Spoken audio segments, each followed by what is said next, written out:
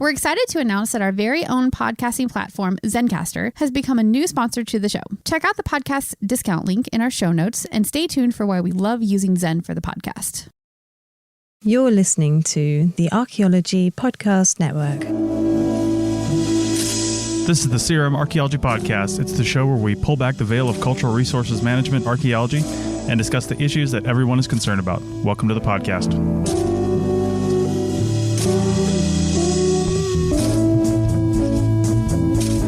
Hello and welcome to the CRM Archaeology Podcast, episode 191 for June 17th, 2020.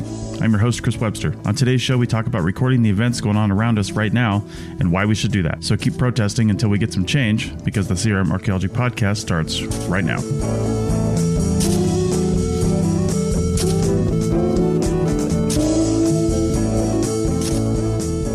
Welcome to the show, everyone. Joining me on my non-standard setup without my microphone or good internet or even my own computer is Doug in Scotland. Hey, everyone. Stephen in Calgary. Hello. Hey, I'm just going to mention here, as we're recording, it is June 7th, 2020. The world is a continuously changing place, and we're going to talk about some of that. So a topic that Doug brought to our attention that we could maybe discuss is something that I've had many discussions / arguments over in the past. And that is looking at our heritage and how we can basically, like, what we should save and what we shouldn't save, how we should document things, how we shouldn't document things, what should we put up as a statue, what should we not put up as a statue. And we can get into some of the details on this. And then there's some people doing some really good, important work related to these things that Stephen was mentioning. But my common example of this topic, Doug, that you brought up is when I lived in the South, and my wife is from Charlotte, North Carolina, and we would, drive around for work and different things to these small towns in North and South Carolina. And you always see like these, not like 100-year-old, but like brand new, last 10-year-old Confederate war memorials. There's not often a Confederate flag, but there might be a statue of a person that was important or some sort of thing where they're listing the dead, the names of the dead that died in the Civil War. And well, I don't necessarily have a problem with that. That was a conflict that involved the whole United States, even though it was a civil war. I have a problem with the way that it's presented. It's presented as almost like glorifying the Civil War. I mean, these were, quote, heroes, yes, but they were also traitors. I mean, they were on the losing side.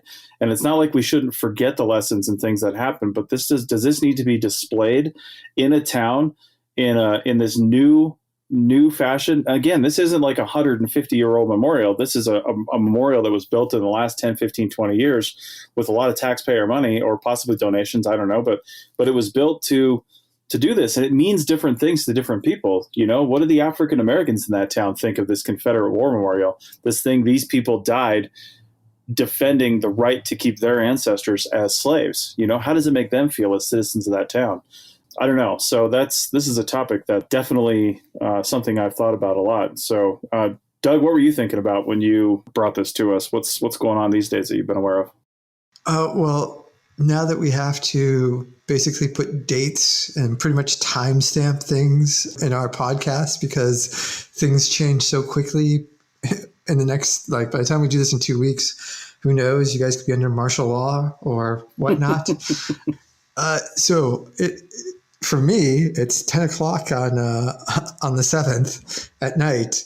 And I just watched a bunch of videos of people taking down a statue in Bristol, which is a port town in the UK on the west coast, just a little bit south of Wales. Mm-hmm. And so it was a massive port. Basically, most of it was built on the slave trade or benefited in some way from the slave trade. So either directly selling and, shipping slaves, or as became the case later, they would have imported a lot of materials and stuff from the results of slavery. So that'd be sugar or later on cotton from the United States, which then led to the Civil War, which leads to what you were talking about. And so there's a statue of a slave owner, or sorry, not necessarily an owner, but enslaver, I guess would be the correct term. So he shipped something like 80,000 people, 20,000 of them died on the way. to the Caribbean and whatnot. And so he had ended up getting a statue. And like everything else with a lot of these sort of contentious statues, as it were, it actually happened way after he died. So they only put up the statue in 1895, if I'm managed to get the history correct on that. And so, yeah, it was one of those things where they were trying to glorify the empire at that time, the British Empire. So it wasn't actually about him, and it happened well after he died. I mean, his shipping and stuff was the 1600s, 1700s. So tail end of the 1600s, beginning of the 1700s. And so, yeah, they tore down one of the statues. But it got me thinking about a lot more in heritage. So his statue, for some reason, it's a listed monument. So it has been declared historic of some importance. But it's thinking about our heritage. But I was also thinking about like how much of the archaeology we do and the heritage we have is actually kind of oppressive. And most people aren't around to speak about it, but like pretty much most any castle that's in like the UK was probably used at some point to like oppress the serfs and the peasantry, and it's where they had their jails. It was not happy times at the castles.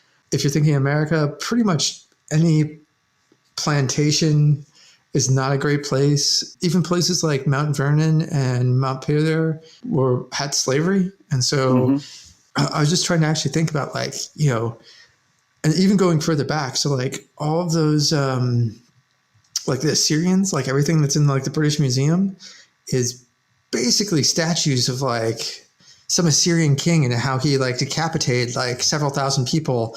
And it's like reliefs of like stacking up hands and heads and, actually quite a bit of our heritage and what we dig up is probably fairly contentious, probably fairly oppressive as well on different scales and different ways. But I was even thinking about, when you're looking at sort of, North American First Nations sort of stuff, not all of that is happy either. I'm just thinking of like the Four Corners where there's a lot of sites that have basically massacres of some sort / they killed everyone in the hamlet was probably the right description, only a couple of, huts, but they killed everyone there. They were all related. And then cannibalism as well. So, I'm actually just thinking like, man, a lot of our heritage has a lot of baggage with it. Well, and one thing you mentioned too was, some of these statues in a museum or something like that. That's where I know we're in a lot of heated situations in a lot of parts of the country. And I'm glad to see as of the date today, June 7th, that there's a lot of, now that the police have kind of backed off in some cities and let people protest, shockingly, people are protesting peacefully. You know what I mean? Shockingly, in a sarcastic way.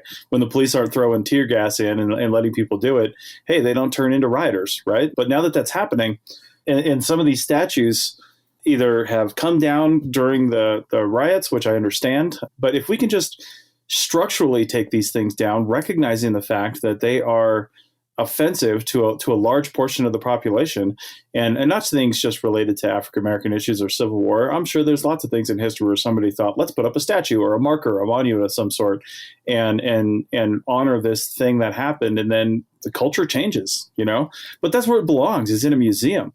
Don't take it down and destroy it. It does have some history and some cultural significance to a period of time in history. It should come down. But it could go in a museum. So I don't know. As Stephen is saying, I think you should just shout this, Stephen. Just go ahead. Just shout it at the top of your lungs. It belongs in a museum. There you go. So I'm going to be contentious. Does it? Well, why not? There's so many things in museums that just don't reflect current thinking, and current things that are going on from all kinds of societies, I mean, there's things about cannibalism. There's things about other dictators and different periods of time in all societies where things didn't happen the way they do now. And a museum is where we learn from history. So, Well, I say this in two ways because I can see a couple of problems with this. One is like, I feel like it kind of is kicking the can down the road, and we say like it belongs in a museum, but not all museums are equal. So like, I can perfectly well picture a lot of these statues suddenly going into, say, someone who's willing to accept that horrible statues, and that museum that's willing to accept it maybe is the White Power Museum of, I don't know, pick somewhere, or subtly racist museum of, there's pretty much anywhere in the world that could be. But I think in general it's a good idea, but then it gets down to the practicalities, and man, that's going to be like a bit tough because not all museums will portray stuff in the way that most people think they will. And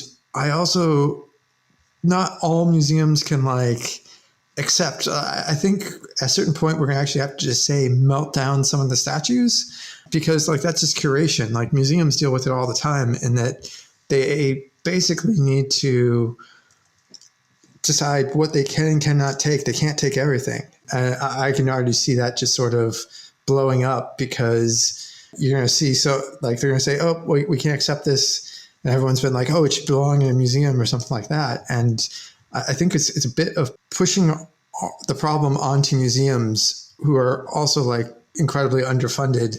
Obviously they're not police forces and are not incredibly well funded. Like I've suddenly learned that most city budgets are now like 40 or 50% police budgets.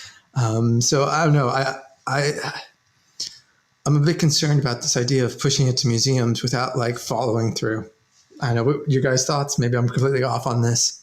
Well, my thought on that is, my joke about it, belonging in the museum is more on the idea that it needs to, that here at this point with it being, like these statues being marked up and removed and stuff like that, that this is an important teaching moment, right? Like this is, in a sense, it would be like historic properties that like meet the exception for the 50-year rule, because it's what we're seeing is like important historical events. There is some aspect of preservation that should be involved. Whether that means like going and actually putting it in a museum, or preserving the the foundations of the statues after the statues have been removed as some sort of memorial, not to the individuals, but to the removal and the historical context there. These are things that are worth talking about, and we're talking about within the legal framework. Like all of a sudden you have cities removing statuary, and as they redesign the urban plan, these spaces are going to have to come under review, and it's a way that like, how are we going to address that is like, as historic preservation professionals, right? Yeah, I think so. I agree with you, Stephen. I do think this stuff does belong in a museum. One of the jobs of archaeologists and historians, as far as I'm concerned, is to document history, right? Our job is to document history, not necessarily interpret it. We do get into interpretation sometimes when the situation permits, but our job is to document it. And then it's up for others to decide, what does this mean? How do we learn from this? How do we move on from this? And we can't just pick and choose our history. Our history is our history, right? Our history is good. Our history is bad. Our history is evil. And our history is awesome. It's everything in between.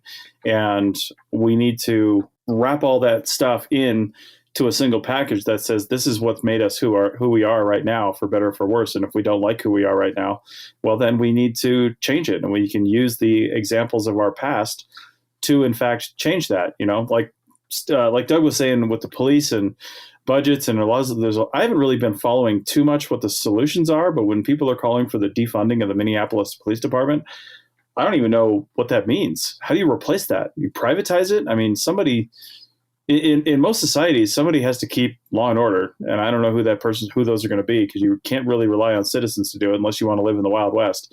But it's interesting. So But this is going to be a good example for people to learn from as we're documenting these things. And I want to talk about current documentation efforts by archaeologists in the next segment, which we're going to go to shortly here.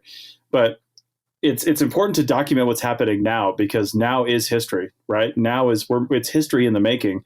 And if we're not documenting what's happening now, then we're not going to be able to learn from this in 5-10 years, because even 5 months from now, even 5 minutes from now, heck, people are going to be back to their normal routines. I mean, we're like goldfish in this country and in the world, really. We learn from nothing. And that's why the protesters need to keep protesting. The police have backed off in a lot of places like Washington, D.C., and the protesters need to keep hammering it until there's actual change.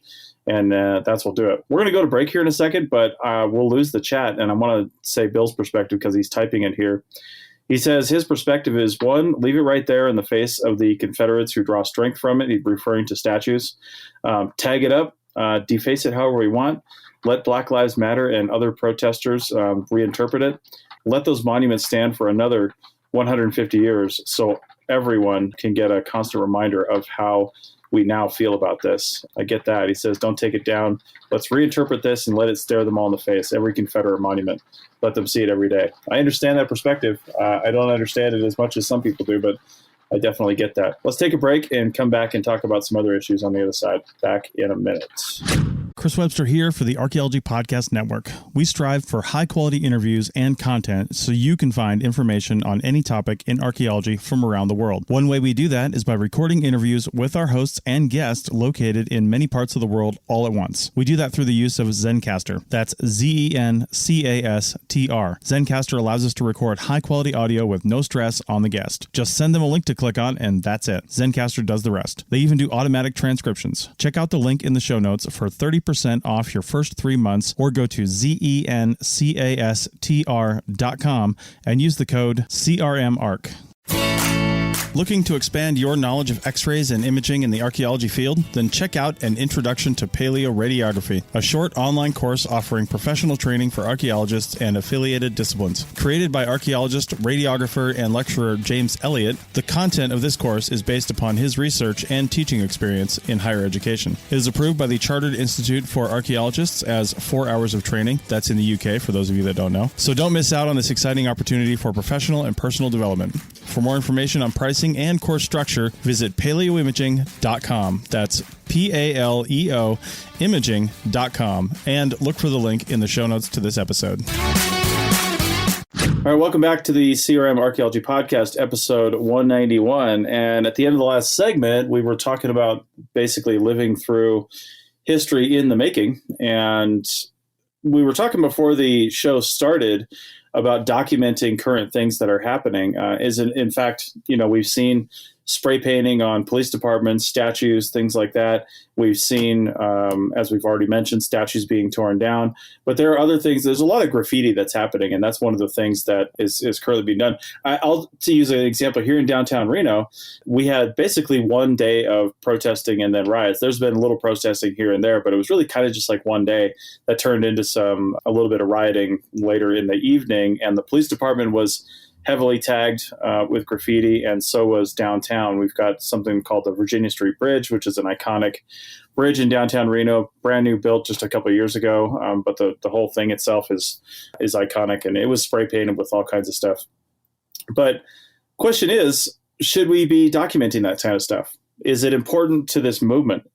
Is it important to the meaning and the cause of this movement? In some cases, I think, yeah, maybe it is, to really see the anger expressed in some of these expressions that are being spray painted on the bridges. I mean, you could imagine what's being done there. It's not like your quote typical tagging where somebody's going to leave their graffiti signature kind of thing, or draw some sort of mural. No, it's very angry type of things. And should we be documenting that? Should we be writing that down? What does that tell us? What do you guys think about this? Stephen, we were talking about this beforehand. So what are your thoughts on recording this information, and what do you think we could get out of it if we do? Absolutely. I think that, and I feel like we're kind of getting away from like our day-to-day jobs and really our singular lane of like historic preservation on this. But I feel like recording things as they happen is an important part of life, right? Like, that's kind of where journalists come in and stuff like that. But also us as citizens, I think we have the ability to, or should have the ability to, go and record things as they're happening. We all have cameras. We all have the ability to digitally record stuff, and a lot of fancier technologies like photogrammetry and stuff like that are becoming more and more accessible. And I think that it's generally better to be recording stuff and kind of sort through what it all means after the fact, right? Like, trying to decide what things mean as they're happening. I don't know that this is it, right? Like, I don't know that, we've had Black Lives Matter demonstrations and protests before in the past, and they've calmed down and essentially nothing's really happened. And everybody's like standing around saying like, oh, this is different. But is it? Like, we don't know how this is going to play out. I definitely hope it is. I definitely hope that this is actually the sea change that we're all hoping, people are actually working for. But, the outcome is not certain, and the future is yet unwritten. So I think that there's a certain amount of documenting it while it happens is a useful thing. On the other hand, I've seen a lot of concern online about that, that this is potentially endangering the people who are in the protests, because it's functionally evidence, and being uncritical about how things are documented during protests and stuff like that is problematic. This is not something like anywhere close to my, expertise, right? Like this is not what I generally do. I generally go out and dig holes and look in them. But like, I can understand the concern of, how do we document what's going on around us without necessarily endangering the people doing it. My bigger question is, I guess, we can document the things that are going on around us, but what can we learn from that in the future that we can't learn from documenting we have a lot of video of what's going on. We have a lot of written things that are happening around and what's going on, but recording, I don't want to change our rating to explicit, but F the police, or something like that on the side of a bridge. What does that tell us that other things don't tell us? You know what I mean? Well, it's just it's adding an extra piece of the puzzle. So, graffiti is a huge, there's a lot of archaeologists that look at that. So Roman graffiti was always interesting, even if you didn't quite know who Cornelius was and why he was, I don't know. A lot of the Roman stuff was really X-rated in terms of their graffiti. Mm-hmm. So we probably can't repeat most of it, but it's interesting stuff like that. And I think it's also, in a way, it's telling a story that is likely not going to be told, in a sense that, graffiti, if you're lucky, it survives, but usually it's wiped over, either with other graffiti or taken off by city workers, painted over, power hose to remove it. But it's interesting stuff, and it's almost like a social history. It's the history of, say, if we were talking about people in the past, we'd call them the common folk, the non-political class, the non-rulers, who are usually the focus of most of our heritage, and most of history focuses on them and not the majority of people. And so it hasn't quite kicked off everywhere, but here in Scotland, there's a group, the Third Millennia Archaeologists. And so they actually look at basically contemporary archaeology, as it were. And I'm thinking of like Alex Hale, who's at Historic Environment Scotland, and he did this whole project where on his way to work, there's an alleyway. It was probably the best way to describe it. And so he decided to do a project where he was going to, record it. And so just to give some background, Alex, before the merger, was with the Royal Commission, and their whole purpose is to record. So he goes out and he records. His job is to record heritage sites around Scotland of significance, and ones that are going to be sort of, say, listed, put on a list of important sites. And in general, the most important heritage gets covered by his team And so he decided he wanted to take his skills and apply it to the everyday. And so he basically picked this alleyway and just took a picture every day. And it was really for a whole year. It was super interesting to see a year, like 1 year in the life of an alleyway and how people interacted with it. Because it was mainly interaction with graffiti. And like halfway through it, he didn't know it was going to happen. The local government actually improved it and put up a mural and like cleaned it out. And so like it dramatically changed the entire look of the place. I'm pretty sure it was maybe a third or halfway through his project. And so if you were to ever like go back and look at it, if you were to look at it now, you would never know. It was actually a bit dingy, a bit rough, and had non-official graffiti on it. So there wasn't this mural that was done by an artist, and it wasn't sanctioned art. It was art and words of people who lived in that area or relatively close. Some graffiti people travel wide and far, but relatively speaking, it was that history, and that's a bit of history that's not going to get told.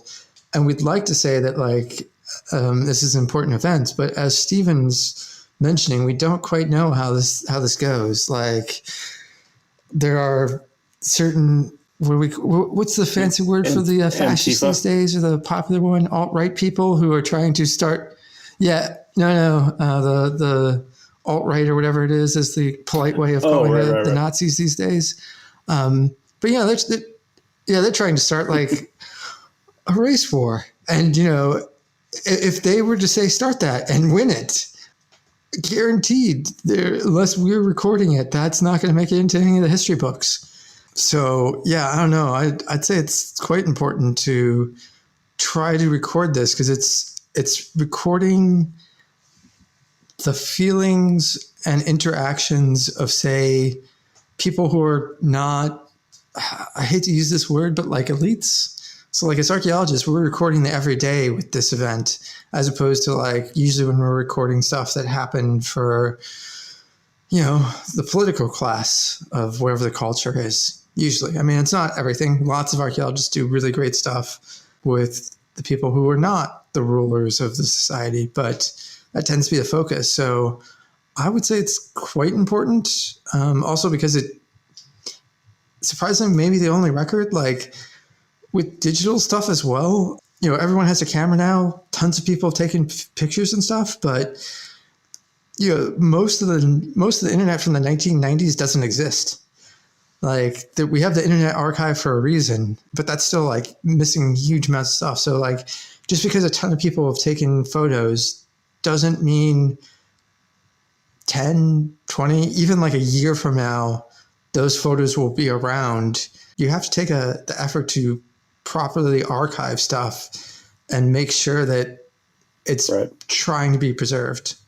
At least that's, sorry, I kind of rambled there for a minute there, guys, but it was just to say, like, I think it's really important to do it. And I also think for a practical reason, people should do it as well, because it may not, that view of graffitied over Confederate statues, that may not survive the historical record in 50 years' time unless we do it. It brings up another interesting thought, too, recording this history, because I was thinking, especially over in the UK, I've heard that like security cameras and street cameras and things like that are pretty much all over the place, especially in the bigger cities like London and things like that. But it would be interesting if it were almost mandated that footage was actually saved and sent over to the historical archives, in whatever country that you're in, because it is, once it's gone past a certain time period and the people that were there are gone, there's no longer really a privacy issue to worry about.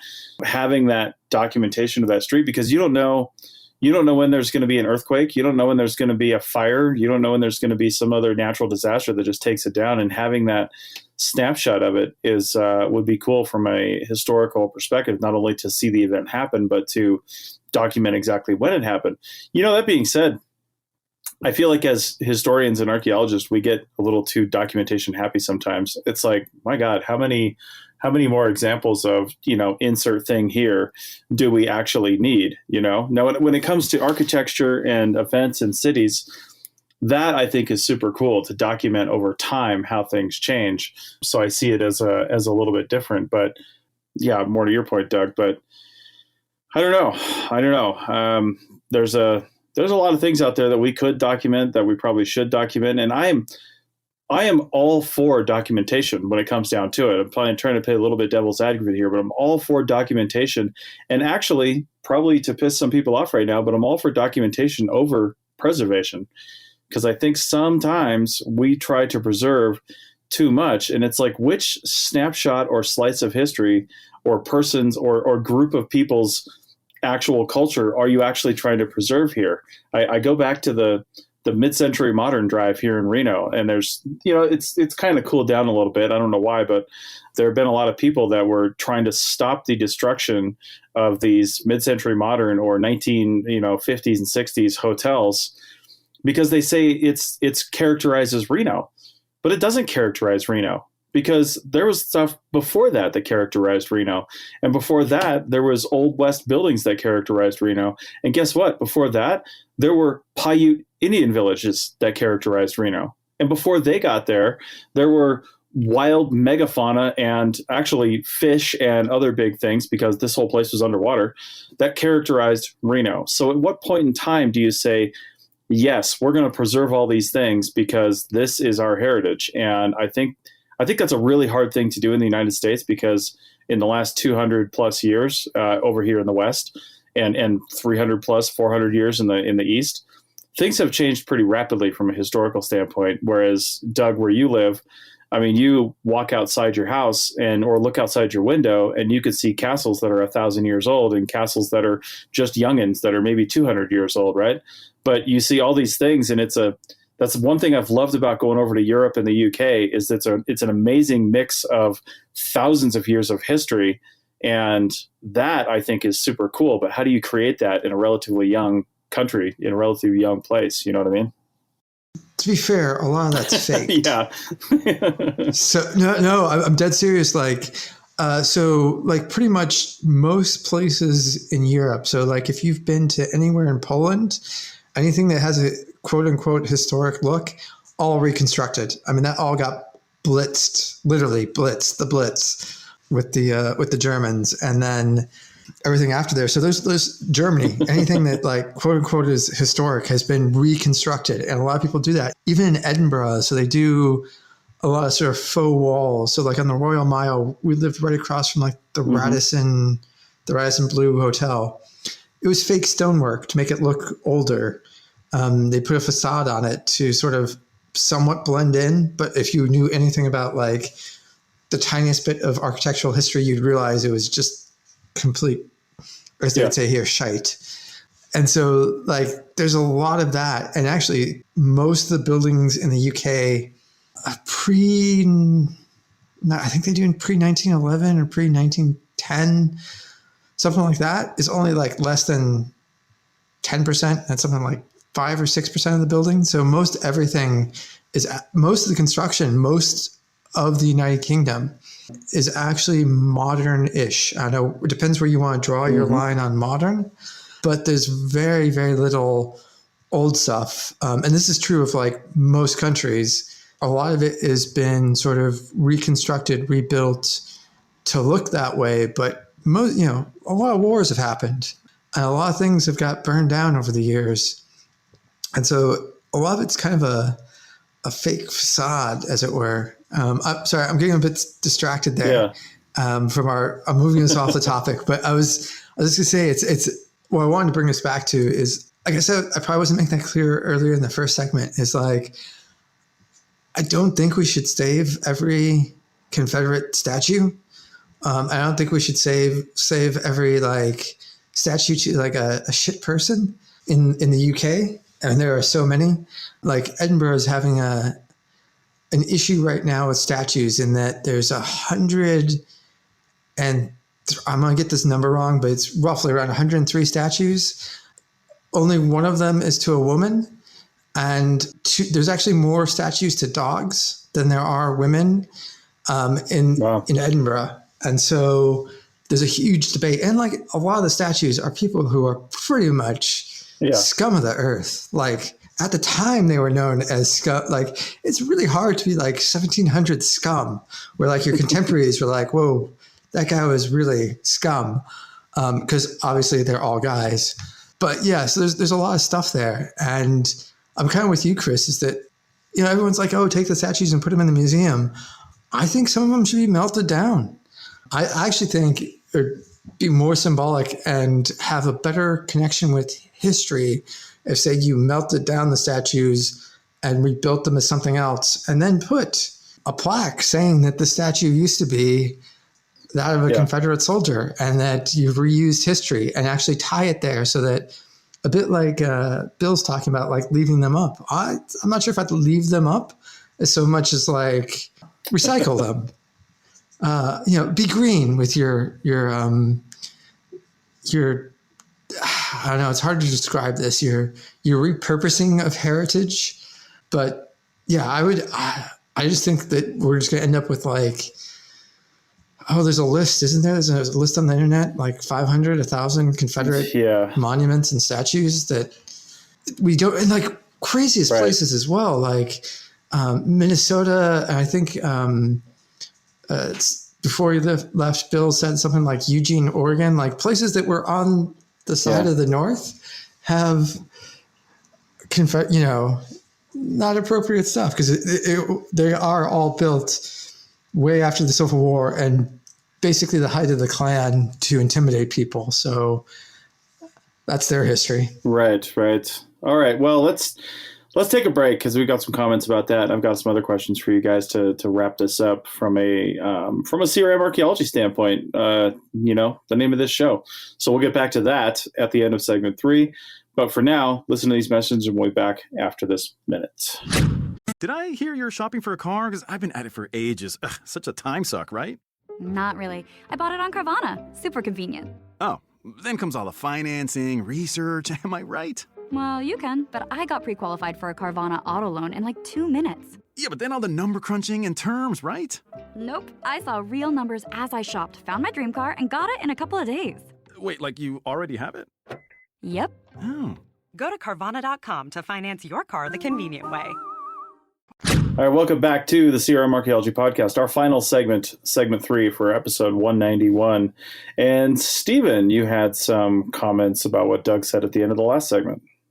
Yeah, I think the big thing is we need to remember that as part of what we do professionally, that, we document, what's there and kind of flag for like historical importance and stuff like that. But we're not actually the value keepers, right? Like that what's important as far as what's out there and stuff like that. We develop that through consultation with the communities and stuff like that.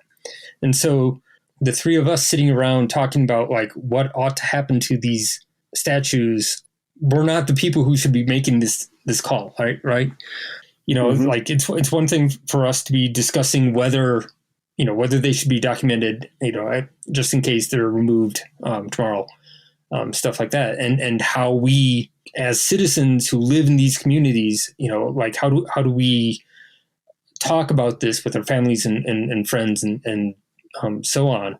But really, I feel like now's the time when we kind of follow other people's leads, right?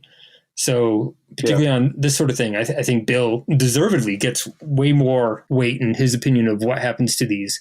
And if he wants them kept there as to remind people of that things have changed, then, like that carries way more weight than any opinion about what happens to these statues like I might have. Right. It also, like, something we don't talk about a lot in CRM and archaeology in general, as to piggyback off of you, Stephen, is that also we may need to think about recording as well. So there's, when you're working with, like, say, a lot of Native American groups in the United States or Australian Aboriginal groups in Australia. Sorry, guys, I just said Australia. Like the 3 words I could have said, 2 of them were Australia. That was a horrible way of saying that. But like those sort of local communities, not everything is recorded by archaeologists working with them at the request of those local communities. And I do think also we should probably broaden how we do archaeology as well to not just focus on those, but all communities that are in the area of wherever we're studying or working. But it is a question of, sort of taking Stephen's one step further is we have been, so all the photogrammetry models of the graffiti and the statues and stuff, it would be interesting to see how we as a profession and archaeologists handle it if, say, the communities decide, actually, we want no record ever of these statues ever existing. We want all photos, all preservation, all photogrammetry models removed. We want to forget about it, that it ever happened. I'm not sure we as a profession have, well, I know we don't have any mechanism to actually allow that legally. And it'd be great if we could actually sort of think about how we could create a mechanism to do that outside of our legal frameworks. You're right. I mean, there's not a lot of recourse for getting any of this stuff done. But, in the last half of this segment, which is going to be a little shorter because we went long on segment 2, I want to shift gears a little bit to asking you guys, really kind of throwing back to the beginning of segment 2, where we were talking about documenting some of this stuff. And Doug, I think you mentioned, protecting some of the people that are documenting current history in the making. And this isn't a new thing either, by the way, for people that are wondering. People have been documenting, for example, Jason DeLeon has been documenting a lot the things that are left behind from people crossing the U.S.-Mexico border down in, I think, Arizona is where he's been working. But all along the border, mostly. I've been down the California, Arizona side, that area, just seeing where, what's happening in that area when people are crossing the border and what they're leaving behind. And he's been documenting that. And none of that's old. So how do we approach this from a Section 106 standpoint? How do we approach this from a what our job is standpoint? If you're on a CRM project right now, and I've worked on CRM projects where, like, one of the first ones I did here for a company in Nevada was for a fiber optic line, and we had to walk all the sections where this fiber optic line was taking place, and a lot of that was in the city of Reno, like leading from like downtown Reno through parts of the city. And then following Highway 395 south. And then there were other cities that we actually had to walk through. I remember walking through Carson City just down the sidewalk. Now, if you're walking down the sidewalk on a Section 106 project, obviously, when we were there was nothing that we had to look at. I mean, if there's historical architecture or anything like that, we would have the record search for that. And then you do the whole viewshed thing with that from there. Is it going to be impacted by this thing? But if you're doing this during like the day after protests and maybe some rioting or whatever happened, but there's graffiti all over the place, you don't really technically document that from a Section 106 standpoint, but you would document it from a historical standpoint. Because, for example, things don't need to be 50 years old to be NRHP eligible. They need to be significant according to the criteria. That's why, like, the 9/11 site is already a National Register site because it was significant to everyone in the country. So what do you guys think about that? I know, Stephen, what do you guys think about handling these things from a Section 106 standpoint? Doug, I know you're over in the UK, but let's say you were out doing some sort of CRM project like this and rioting happened the day before and you're seeing all these people documenting these things. How would you deal with this? Would you talk to your supervisors and say, I think we should record these things like the graffiti and, stuff like that? Or what are your thoughts on that? Yeah, but also, like, even if there wasn't rioting, I would still say I'm not the person to ask. So I'd be like, we should record it all because, again, within the legal framework, the emphasis is on like important events and stuff, which may not be what local communities view as important is not going to necessarily translate across to us or be picked up by the legal frameworks in most countries. So let's say you're walking along and there's a burrito stand, and that has been in the community for like 30 or 40 years, and they're ingrained and everyone knows it. And it's a focal point of the community. Most likely we wouldn't actually know that. So there'll be like historical, investigations, and occasionally, depending on the project, some people will be sent out to do some sort of ethnographic, discussions with people, but that rarely happens in, say, urban areas and stuff like that. And so, I mean, I would say that would be super important to try to document what's important to the local community, but I don't know how I would be able to spin that, or spin's not the right word, but I guess justify it in a 106 or just any.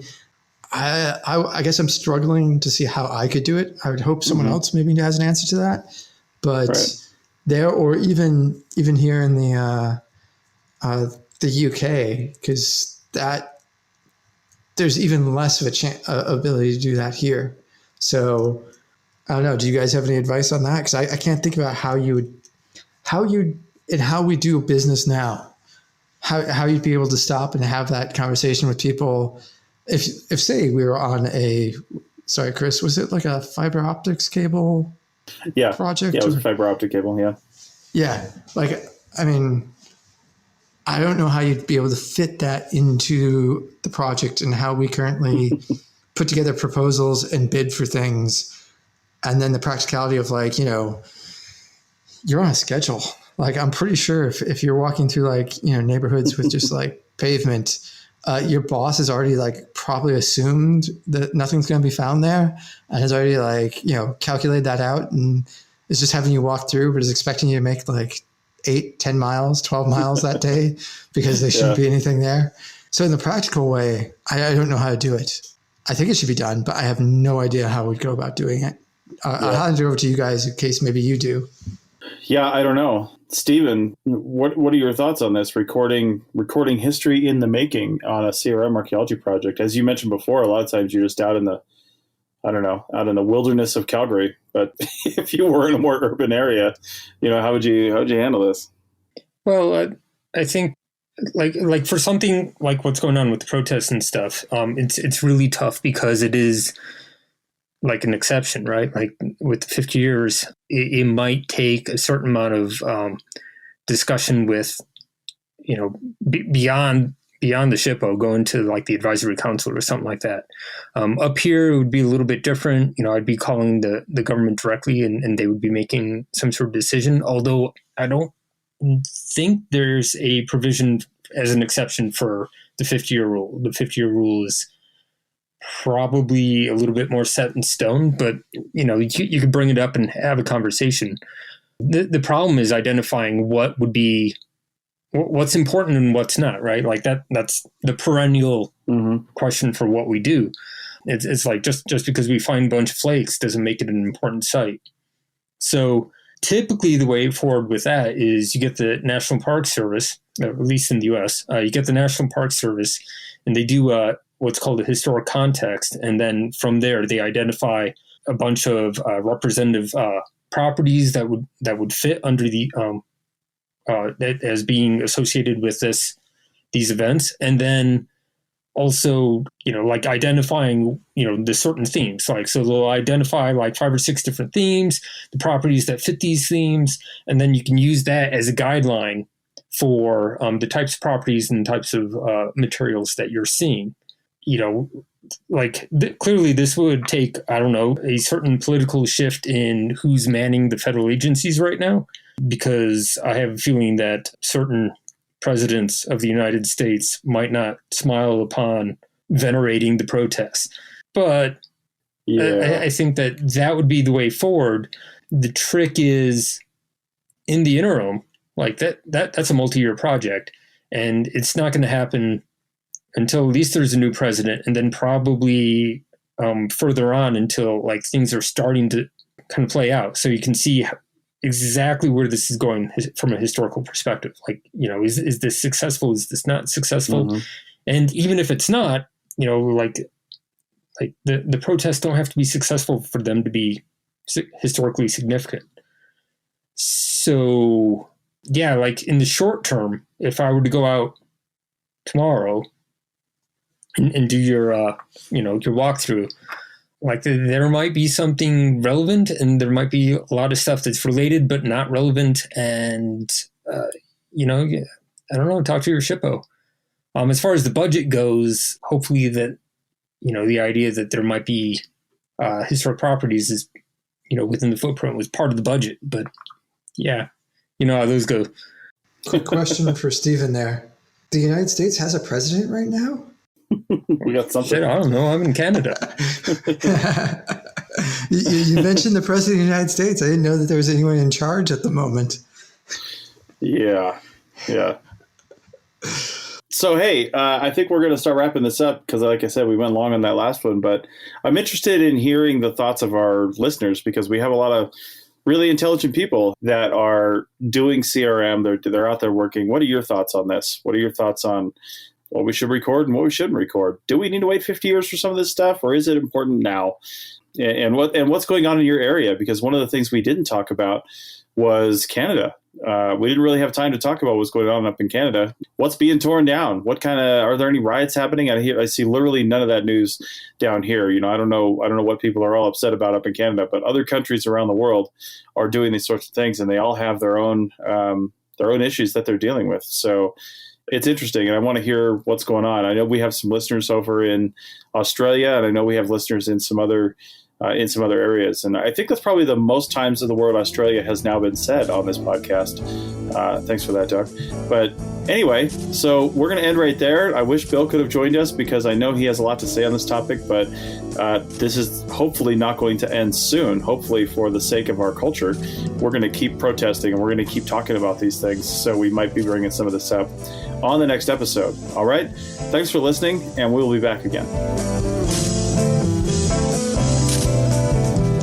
That's it for another episode of the CRM Archaeology Podcast. Links to some of the items mentioned on the show are in the show notes for this podcast, which can be found at www.arcpodnet.com/CRMArcPodcast. Please comment and share anywhere you see the show. If you'd like us to answer a question on a future episode, email us. Use the contact form on the website, or just email chris@archaeologypodcastnetwork.com. Support the show and the network at arcpodnet.com/members. Get some swag and extra content while you're there. Send us show suggestions and interview suggestions.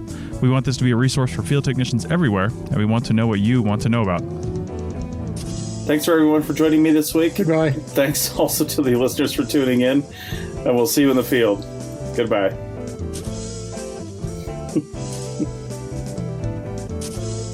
I heard Stephen say it. You're the producer now, Doug. You got to step it up. I can hear you. You can't just be doing these things.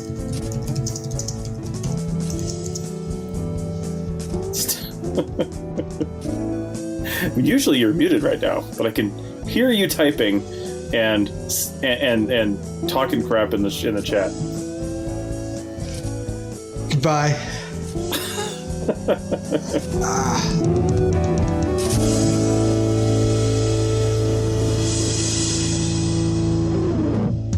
This show is produced and recorded by the Archaeology Podcast Network, Chris Webster and Tristan Boyle, in Reno, Nevada, at the Reno Collective. This has been a presentation of the Archaeology Podcast Network. Visit us on the web for show notes and other podcasts at www.archpodnet.com. Contact us at chris@archaeologypodcastnetwork.com. Thanks again for listening to this episode and for supporting the Archaeology Podcast Network. If you want these shows to keep going, consider becoming a member for just $7.99 US a month.